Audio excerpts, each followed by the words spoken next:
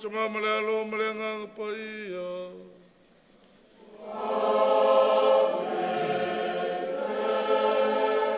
Ia vatasi leli maoto.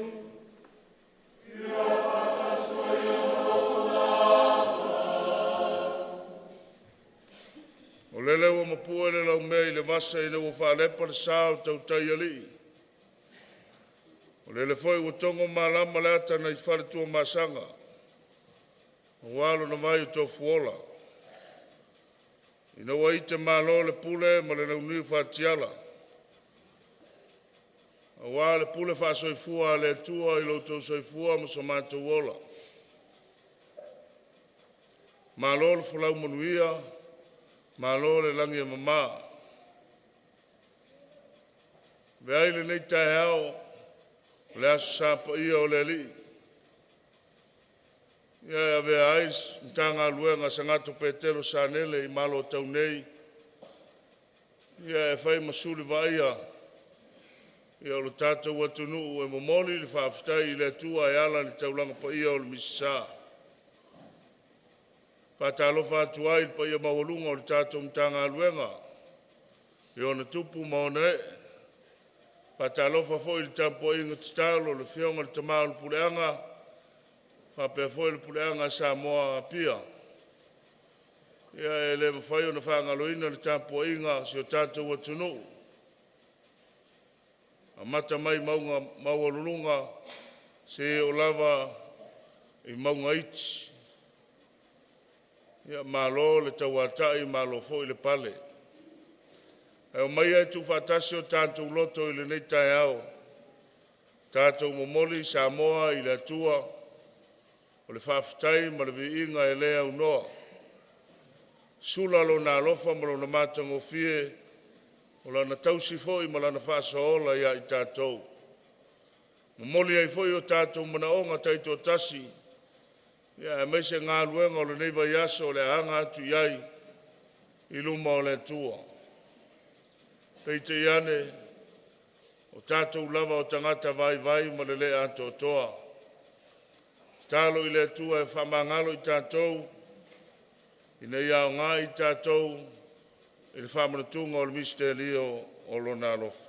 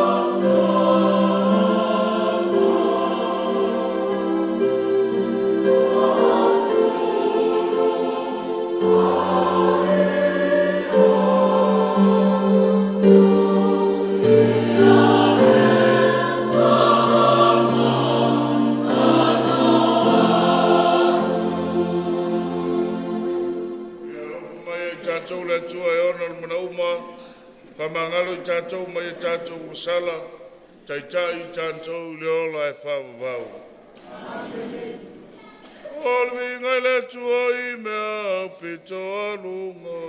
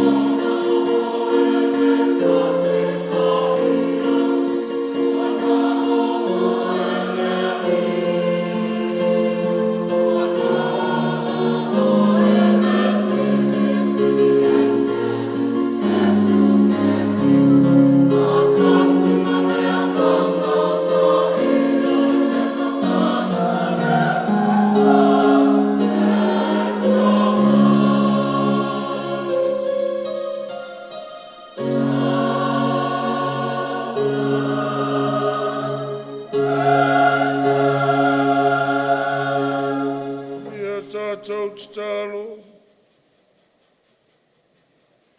le tamae o lo moi matou o sili atu me uma matou te wha moe moe o sili atu o matou wha moe moenga ma o matou mana o na onga ye wha mangalo matou se ye tausie matou lo file mu ma ye Taitai na matou i ala o le wha o la tanga.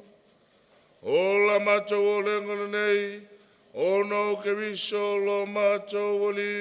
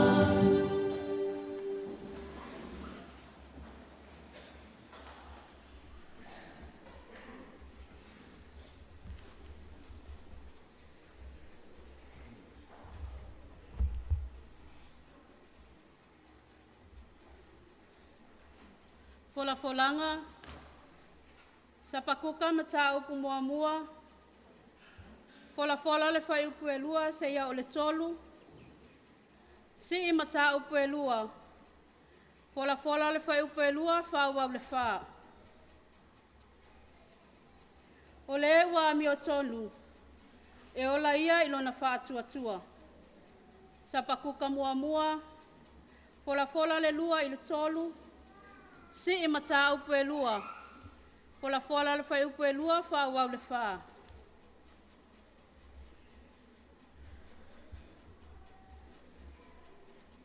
Le ali ie, o te wala au se ia whea, ai te le whaafonga mai. O te alanga atu ia te oe o na sawanga, ai te le whaola mai.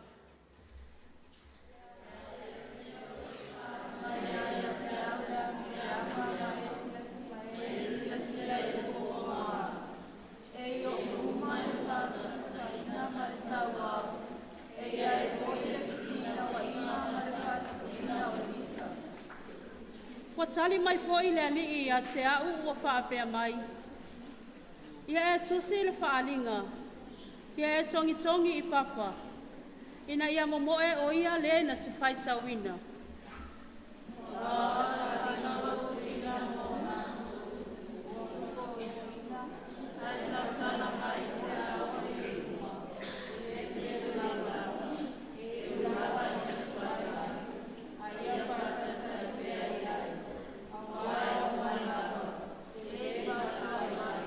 Fola-fola, pauta, ulele whakateina, tunu ia teia, haulewa me tonu, e ora ia I ona whātua.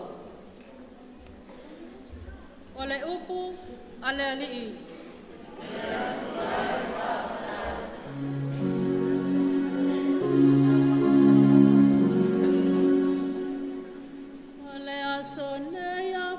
Te whalango ai lana se upapuanga Awa nei whama o tau loto Lea so nea whaita whalango ai lana se upapuanga Awa nei whama o tau loto O maia Ea tata wala langa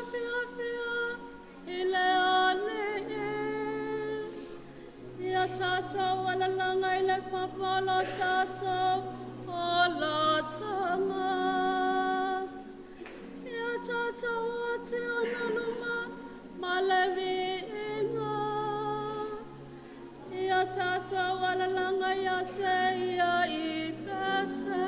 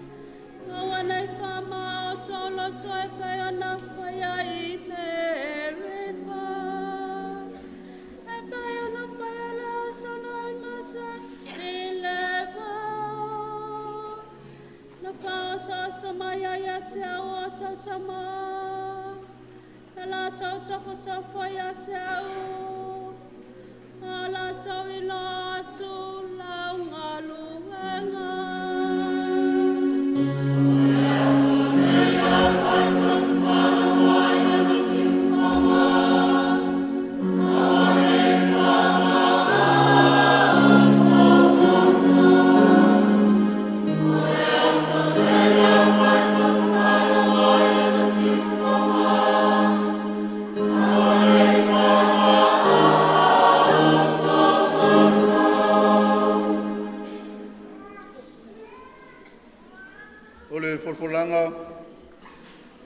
Lua Timoteo mtau kumuambua. Fola mai foi upo e ono, te iau o le valu. Si foi upo sifuru ma le tolu, au sifuru ma le wha. Lua Timoteo mtau kumuambua. Fola mai foi upo e ono, te iau o le valu. Si le sifuru ma le tolu, au sifuru ma le wha. O le matua, aua e te mai le mori mau I lo tātou ali.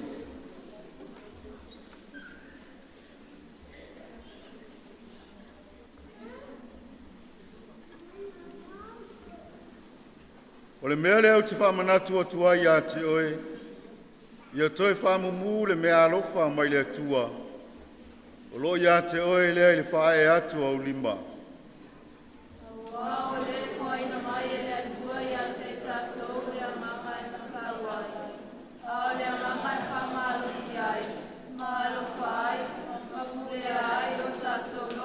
O le nei, aua e te mai le mori mau I lo tātou ali I. Po ona o au o lo nona tia ona o ia. A ia ti ngā whātasi tātou ona o le tala le lei. E tusa ma le mana o le atua.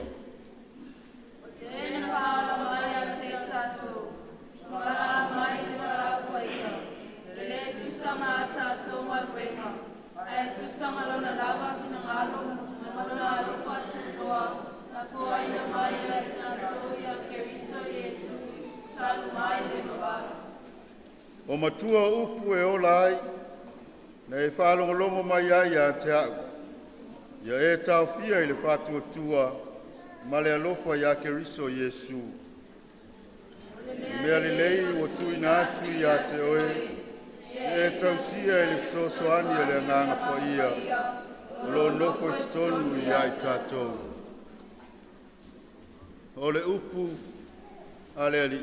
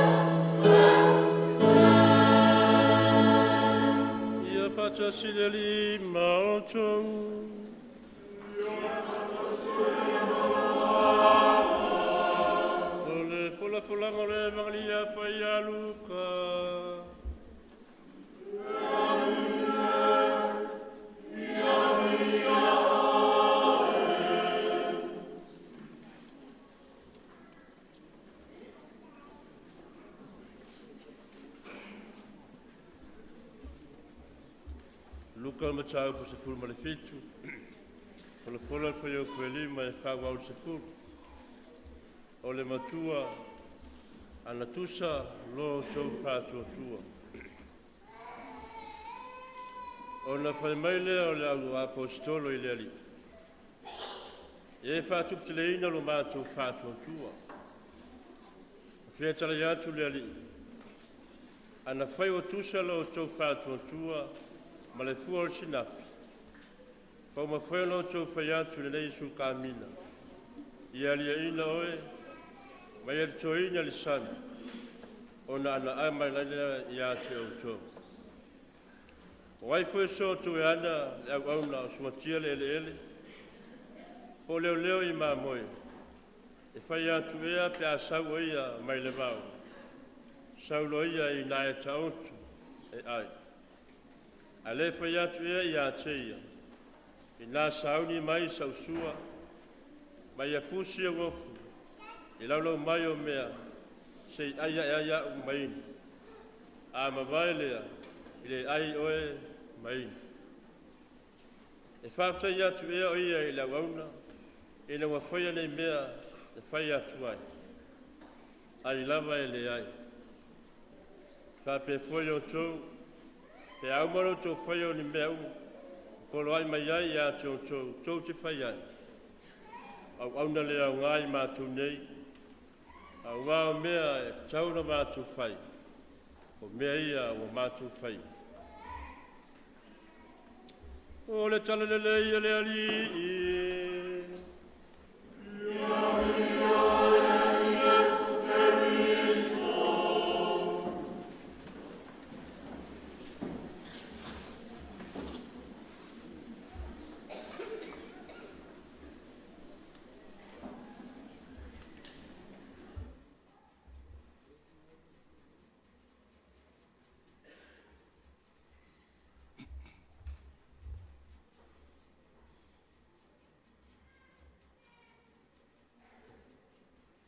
Ia tāo laola lo whātua tua. Ma ia tā moli mau i le li. Ia tāo laola lo whātua tua ma lo whātua tua.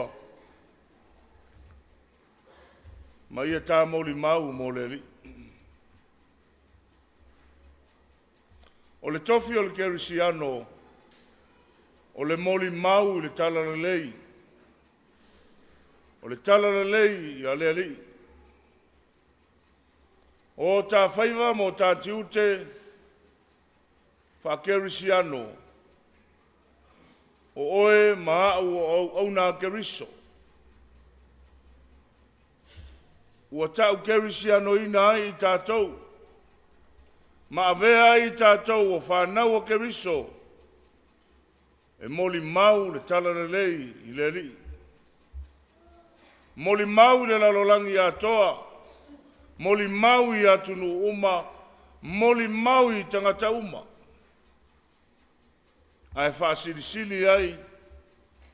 Ona e mua i moli mau oe i a te oe.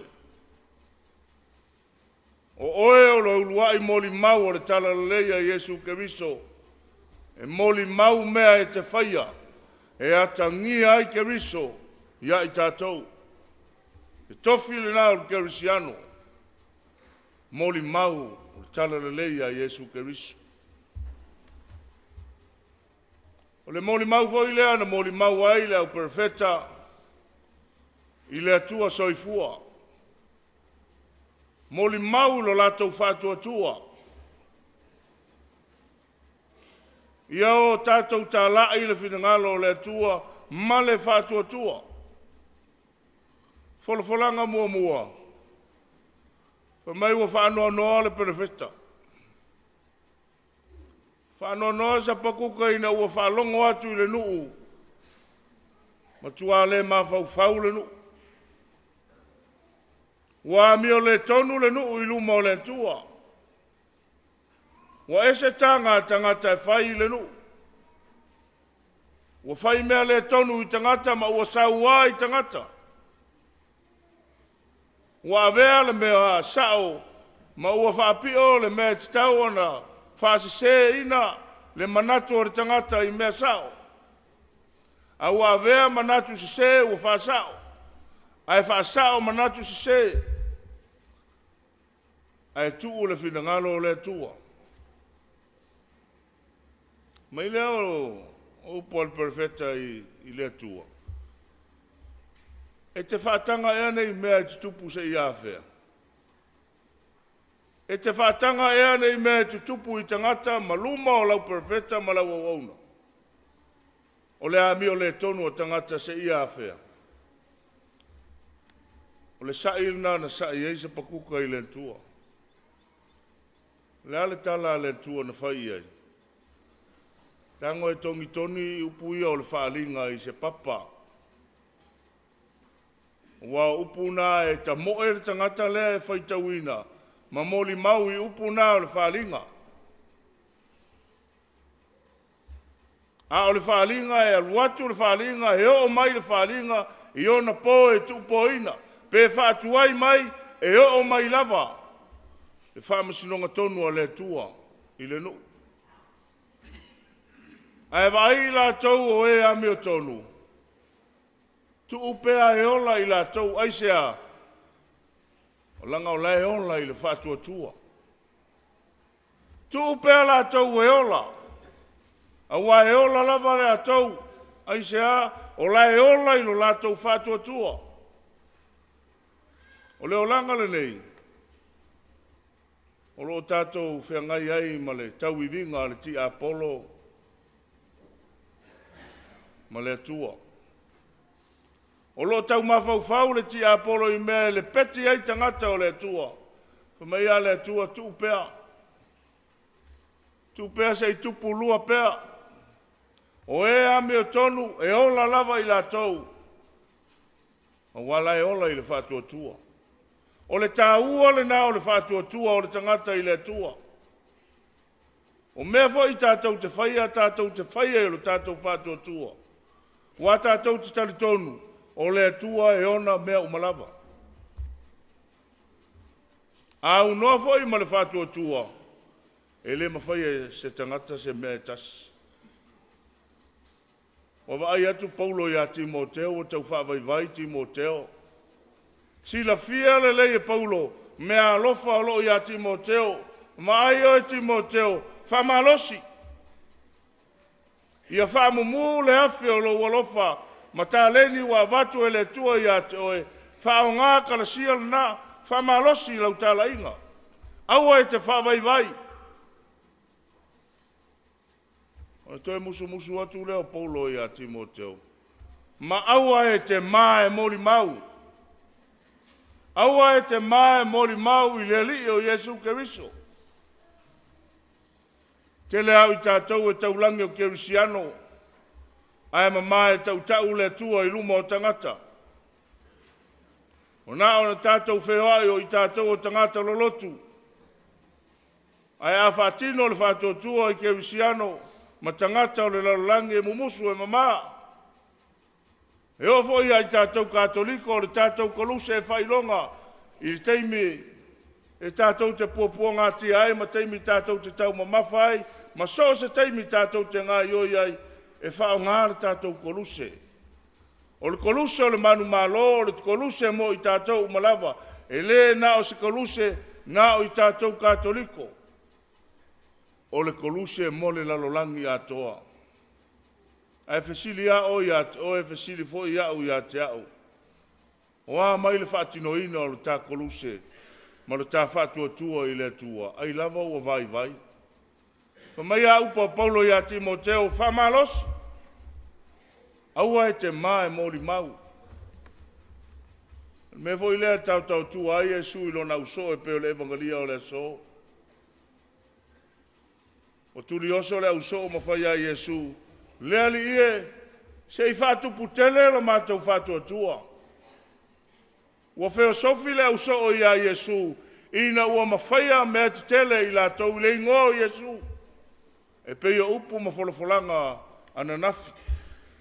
O le wheau tau moli o ananafi, na mawhai e le uso o Iesu, o na whaamalo lo ma tutuli te moni I le suafa o Iesu.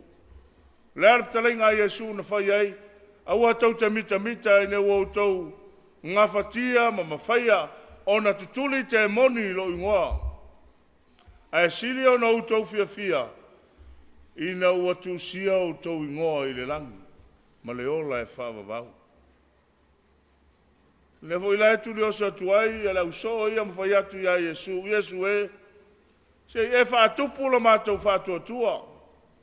Ma ia Yesu ana peilo to fa tua o le fua o le suka mina o le fatu ela ititi a tupu o mafala ana fa penalo to fa tua o matango fie ma manai ai le vai. Alanga esel mea nai tau te ole mai ai. Nai tau te ole mai na wau tau mawhaia mea te tele. I loo ingoa. Ai whamai a Iesu, whawhawhau na tausi le whātua lana. Whawhau na ola lo tau whātua. O le whamaoni I mea iti.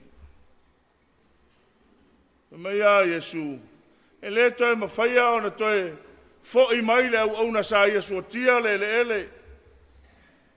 Ma ia sau toi whawhetai a ia na ngā luenga na whai le ai. O le mea le au na le whai, o le sau whai le sua le matai. Lau le tau mawhitanga le matai. A maea, whato a lau ai lea o sana mea ai. O mea nā le whai mai a le, talai ngā Iesu, o mea nā le au na whai. Leanga o tiute nā tautua le au na whai, o le tautua. Tautua matavela, tautua le whaalongolongo ti ngā. Nei whai mai ai leo upo a Iesu. A maea o na whai le au na mena. Ina ua uma na suatia o le ele, fo I mai le ainga, whai le sua le matai, whato a whai eile na meta umafa. Na whapea lea o le tala le au na. O mātou lava oni au na e lea ngā. Ai se a, langa o mea ia mātou te whaia, o mea nai te tau o na mātou whaia. O le tautua, ai aua tātou te whia au sili I lunga. Ma Iesu, e lai titi alo whātua na iai. Ana peilo tātou whātua o le fua, o le suka mina, o le whatula au I titi. Ai ola ma mawhalai I te me tupu ai, ai sea, o lai whāsusu ma whawhanga I te mi uma. Whawhewha na whātupu le tātou whātua sa moa e maripuleanga. E whātupu le te talo. E whātupu le talitonu I le tua. E whātupu le lua mawhitanga wāwala lata ma le tua. I aso uma ma taimi uma. E mawhai ona tātou whaia mea te tele. E wā ai tangata. Ai tātou tele o whaia I ro tātou whātua. Tele mea te tele tātou te whaia. O whale te tele. O ngā luenga te tele. O pola kalame te tele tātou te whaia I ro tātou malosi. Ai whawheo na whātua mauina ma tapue. Whawheo na tapue. E le o le whaia e tūtū ma matangofia I le vai. Ua peo sa mataanga. Ma malia I lau au tilo. I tala tangata. Ma vi I ai lo ingoa. E le o le nā. E le o le whaina I tutu ma e tangatanga I ai ma e au tilo ai e so uma I le matanga o fia o mea na whaia I au lima. Ai ale ai so whātua tua. E toi palalu uma I lalo mea titele na e whaia. Ai se a, leanga ua lenga le ngā, ua pefu pefua, ua le tausia. Tausi whapefea. Tausi lo soifua titalo. Tausi lau mafuta I le tua I asa uma. Po le afo I le vai o le tangata, ma mea tātou te whaia I asa uma, o sina mea iti tātou te whaia, ma le wha maoni, ma le whātua tua I le tua, ua lava le nā. Ua lava le nā e tau ai oe I le tua, wha maoni I mea iti.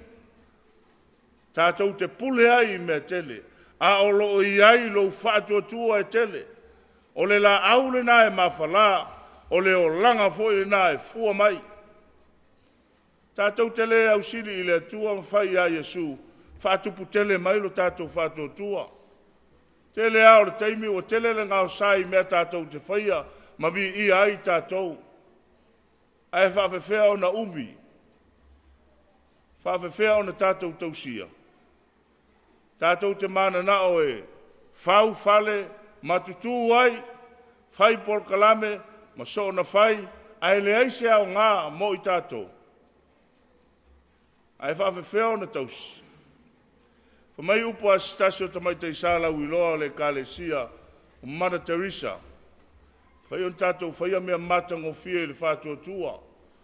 A o mea iti, tātou te whaia I lo tātou whamaoni. E sili atu le nā I lo mea titele tātou te whaia. A o le saunoanga foi a pope Sagato Ioane Paulo le lua. I o lua mafuanga e te whaia ai se mea malou whātua tua. E ma whaia o na tātou whaia le tautua. I le atua ma le uso a tangata. Ono ni mafuaanga te tau. Ai tātou te le whaia ono lo tātou whātua tua. Whaia ono lo tātou whaalia lia vale. Whai na ore so na whaia polonga ai tangata. E leo whaia ma se loto moni.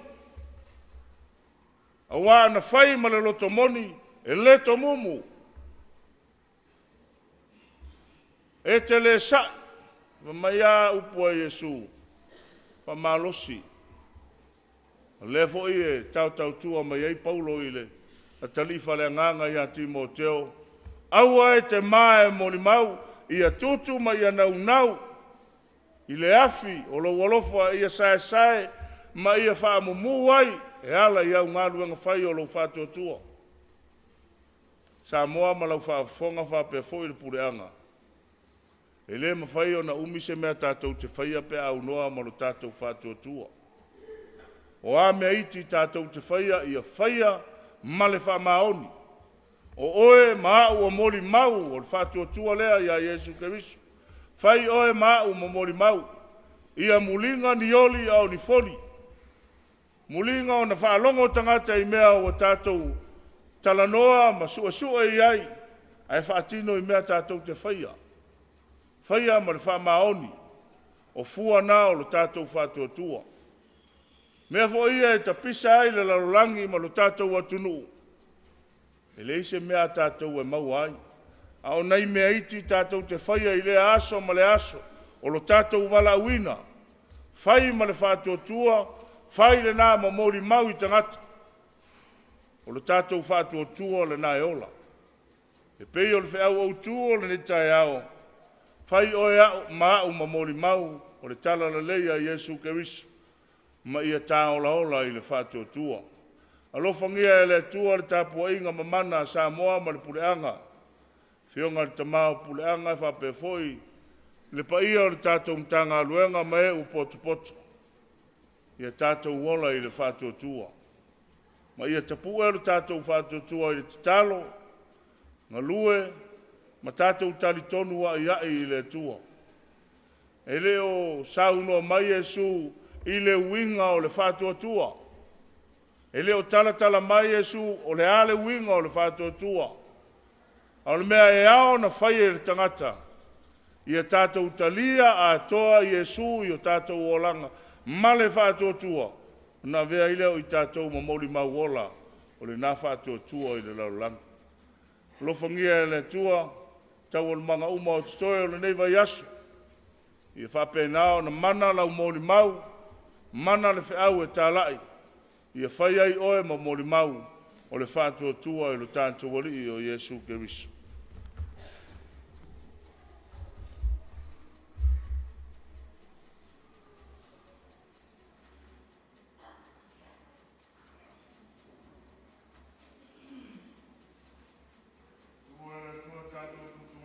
Tālai.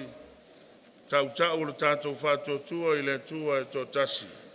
O te whātua tua i le tua e tō tasi. Ta mai ono le malosi malawa. O le na whaia langi malau langi. Mea wa aia mea le wa aia. O te whātua tua i le rea tō tasi o Yesu Keriso. O le alo e tō tasi lava o le tua. Ma le whaia se me tasi. O le tua mai le tua. O le malamalama mai le malamalama. O whānaua e le whaia. Winga tu soia matama o ia foi no fai ai me o marava o i tātou tangata mo le tātou whaotanga na whio i fo ia mai langi ma le ngang po ia na lutiu tangata o ia tāpou Maria o a vei o ia mtangata i tātou no whakarusi nai o ia a pula pone sio Pilato mali wai mwhana wasi a o le astonu tuatuai o ia pe tusia e tusi na hawhio ai o e langi, o aloa whio ai le au tamtau o tamā, le atoe whio mai o e mamadu, pāmsino i ola me wots, o lona malo fo i le isi o ngā taanga, o te whātua tua le ngang po ia, le li, o le fo ia le ola, o le whio mai tamā ma le alo, o le i fungia mwi ia whatasi ma tamā ma le alo, o le an whetalai mai ala mai perfeta, o te whātua tua le kāre si e tasi, o ia katoliko ma apostoliko, tatino atu papisonga e tas, mo le whamangaloina o ngasala, ma o te whatatari mo te atua e nauti, ma le oranga atari. Tatu tino tatu mnao ngai lumo le tua e ala ia tatu tau sangalau tele. Mapa ia mo no uso ai pipo po le lalulangi atua. Stalo mo le tamā le pule anga, ai mai se o si o tātou watu nuku. Tātou o lenga lea I leri. Tātou te talo mo I lātou uma o mia to whinga o Taitai. Tātou o lenga lea I leri. Tātou te talo fo I mo se file mu o le lalulangi. Tono o si o tātou watu nuku. I to tonu o tātou a inga Taitas. Tātou o lenga lea I leri. Tātou te talo fo I mo I lātou uma o whātau toria I ngase mamai o le tino. Tonu o mauta malawa, tonu o so se mauta ngase. Ia iai lea au whamalo lo le tua mo I lātou. Tātou o lenga lea I leri. Tātou te talo fo I mo I lātou uma o apua ngatia. Ma o mo mia la tātou so soani ala I le tātou te talo. Tātou o lenga lea I leri. Le upu fola sa manawa ina la na o se taulanga whawina. Ia veo se tau moptanga whale nganga o se awa oso. Wala tātou sawalinga mo le nawa I asu kou. Tātou toi o lenga lea I leri. Se olofo le sina, tina o mātou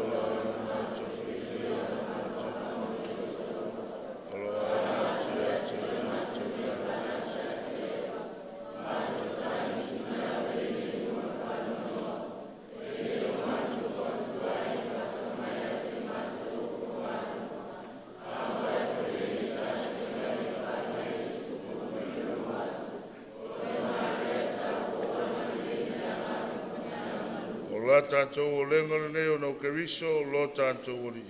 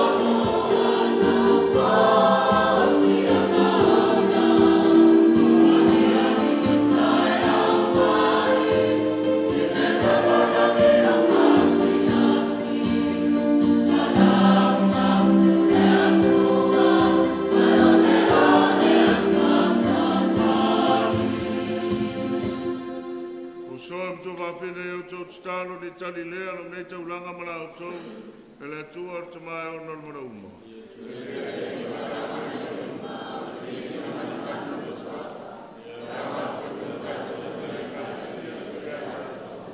Le te mai e te rine mea lo fukingaro mātou le Yesu Kirisu. Ia mātou mumole atu e whai o na whamantungu. Ia vera mātou o unanga ma le ustai. Maala mātou te o atuai le atuanga o lau whaurutanga.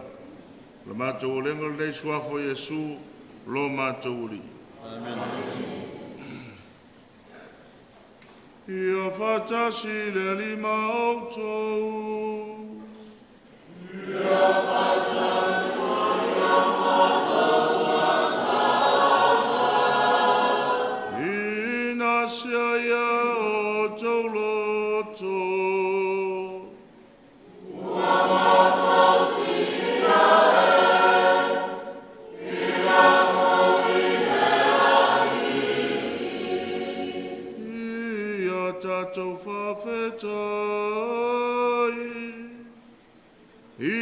lo tatou atua.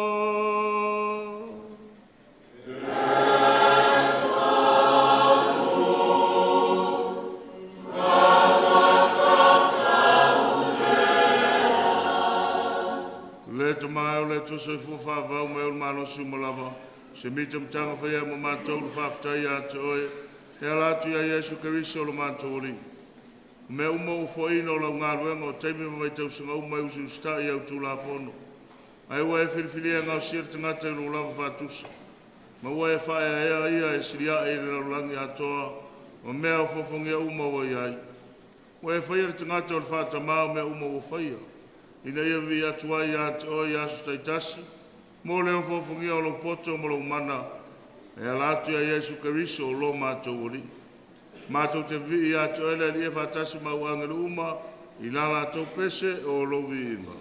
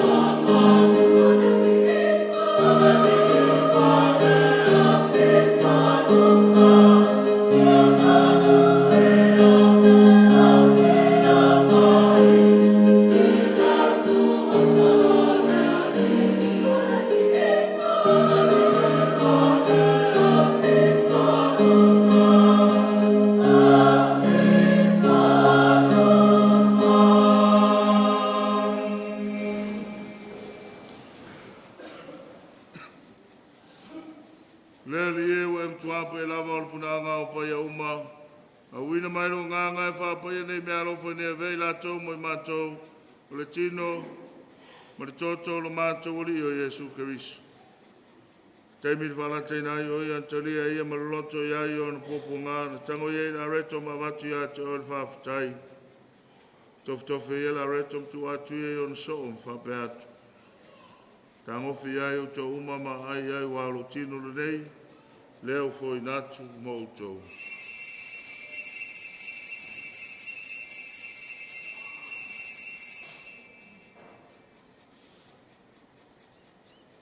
Whapenai na umai ar tau muftanga tango i karise o tu watu e a tau whaftai marviinu.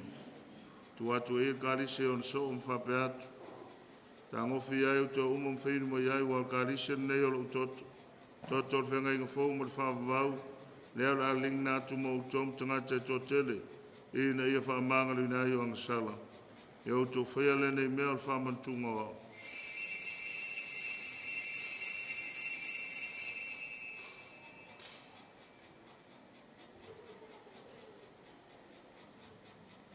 Le misteri o le whātua tua.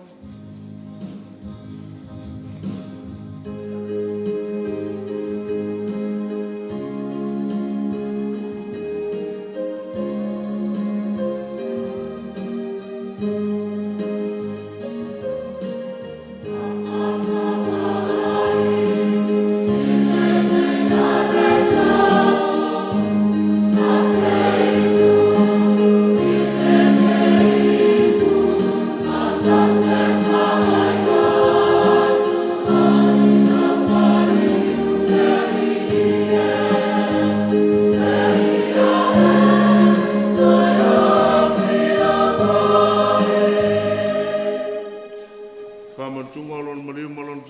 mātou te moli atu ia te oe le tamai le ne areto le ola. Ma le ne ipo le whaurutanga. Mātou te whaptai atu ia te oe ne oe alo ia mātou e tui o luma mauna atu ia te oe. So sa ni mai e mātou uma oe o mautu whanga i tino ma le tōtou kerisu. Ne ia whatas te sia mātou le mātanga i tasi e le ngang pa ia. Le ali e ma le tuala we kāne sia le laulangi a tōne mātou ola i le alofa. Whatasi ma leo sfunu le whaalo mātou ta māpa ia. Mo sese le mātou e piko pō ma le tua i ngā umu. I e ma le tua o mātou uso ma tua whawhine o fwoi atu lo lātou mālolonga ma le whamo e moe le tua tuae. E te li lātou whatasi ma tangata mali uma i le malama o lau fio. I e lo whamai ate mātou malama i le mātou au ngā. Mātou ta wai whatasi leo lai whawavau Maria le tina tau pō o le tua. Iosefu paialo na tane whatasi ma apostolo ma le au paia uma. O e le whatiroina lo whina ngalo i tupulanga uma. Mātou sfia vim whane ne whatasi mai lantou i lau fio. E ala tulo walo o Yesu Keriso.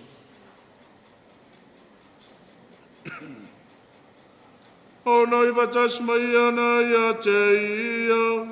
I le mawhitanga mareanga ngā paia. O le vinga maru ato la wafia le whawavau. Whawavau lava.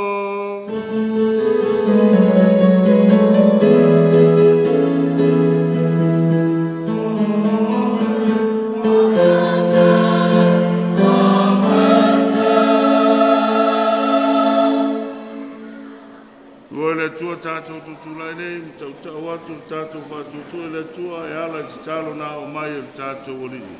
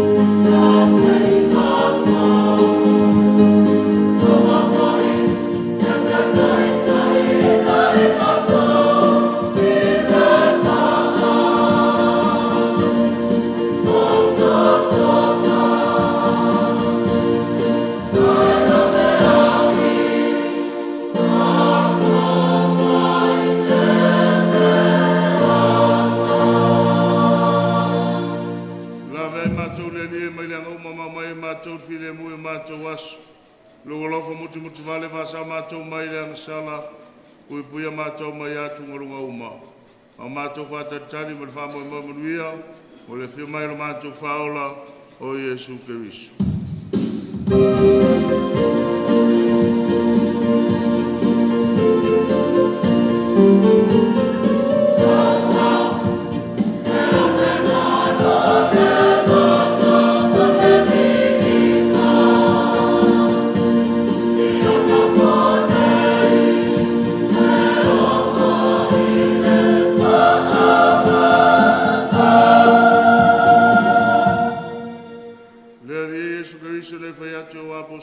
tu atu ia tautou lo file mu.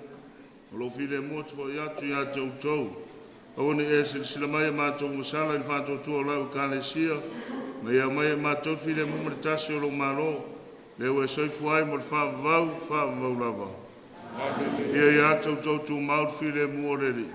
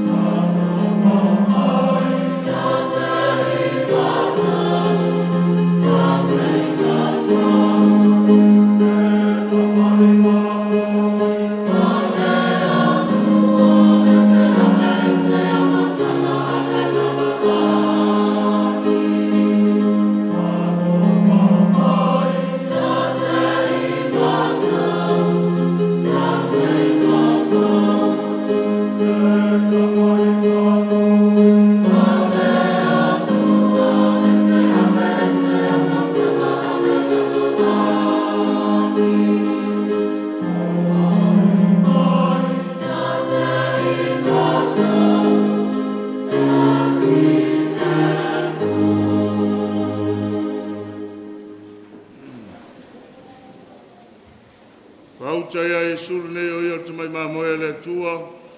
Pauta i lere te vese ang sana le larulangi. Manui la te uma wala ulia tāti suanga te mai mamoe.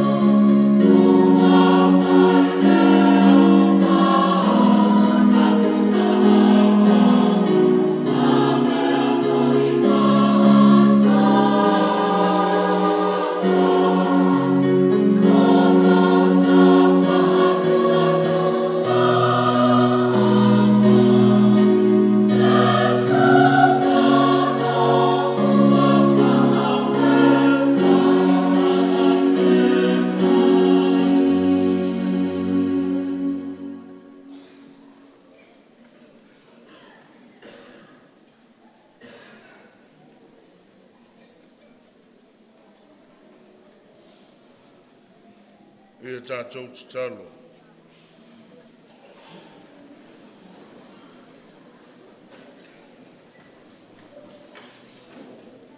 Le atua mamana e ia vele tari suanga o mātou awai, whātu mawina ai mātou ai luola. Ia vele alofo o keriso leo o mātou whamalu nenei, o se vai foi o mātou ola, mai e taitai nai mātou ia te oe, o la mātou o lenga nenei suafo Iesu, lo mātou o lii. Ia whatasi leli i mautou, whamanuia ia tautou le tua sisi lesi, e tamā le alo ma le nganga paia.